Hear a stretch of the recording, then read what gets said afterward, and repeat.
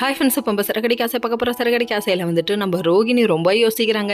என் மாமியார் லேசப்பட்டவங்களில் ஒன்றும் அவங்களுக்கு ஆதாயம் இருக்கணும், இல்லையா அவங்கள யாராவது மிரட்டி இருக்கணும், 2 விஷயம் தான் நடந்திருக்கணும்னு கரெக்டாக கெஸ் பண்ணிட்டாங்க. உண்மைதாங்க, பாம்பின் கால் பாம்பறியும் உன்னை பற்றி நான் அறியும்னு டயலாக் இவங்களுக்கு தான் போட்டோம் போல. அந்த அளவுக்கு மாமியாரை பற்றி சரியாக புரிஞ்சுக்கிட்டாங்க.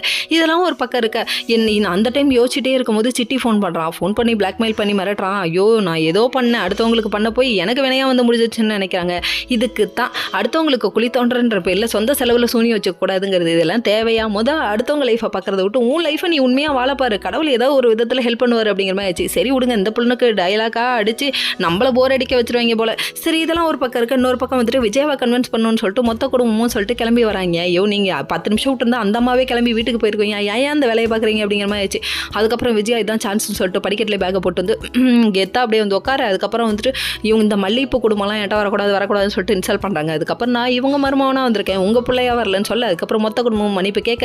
அதுக்கப்புறம் இவரும் காலில் விழுந்துட்டாரு. என்னப்பா அது, வாழ்க்கையில் சின்ன பையன், இதுக்கப்புறம் பொறுப்பாக நடந்து பல அட்வைஸ் மேலே எப்பொழிய ஏமா சும்மாவா விட்ட 2 லட்சம் காசை வாங்கிட்டு விட்டியேன்னு சொல்கிறாங்க. அதுக்கப்புறம் பார்த்தா வக்கீல் சார் இருந்துட்டு அடப்பாவி 5 லட்சம் வாங்கிட்டு என்கிட்ட 2 லட்சம் தான் கொடுத்தியா, பாவி நாசமாக போகன்னு மனசுக்குள்ள திட்டுறாங்க.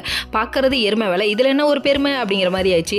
அதுக்கப்புறம் வந்துட்டு ரொம்ப நன்றி அத்தன்னு சொல்ல, நம்மளாம் ஒரே கண்ட்ரி, நமக்குள்ளே எதுக்கு நன்றி அப்படிங்கிற ஒரு டயலாக்கெல்லாம் போட்டு விட்றாங்க. அதுக்கப்புறம் சரி வீட்டுக்கு கிளம்புங்கன்னு சொல்கிறாங்க. கிளம்பும் போது நான் ஒன்றும் வரமாட்டேன்னு சொல்ல, அப்பா பக்கத்து வீட்டுக்காரங்க இப்படி தான் ஒருத்தங்க ரொம்ப நாள் பிரிஞ்சிருக்கும், டைவர்ஸ் பண்ணிட்டாங்களான்னு சொல்லிட்டு முத்து போகிற போக்கில் ஒரு 4-5 பிட்டை எக்ஸ்ட்ரா போட்டு விட்டாரு. நங்கூர மாதிரி போட்டு விரியாப்பா, வேற லெவல்ப்பா அப்படிங்கிற மாதிரி ஆயிடுச்சு. Okay friends.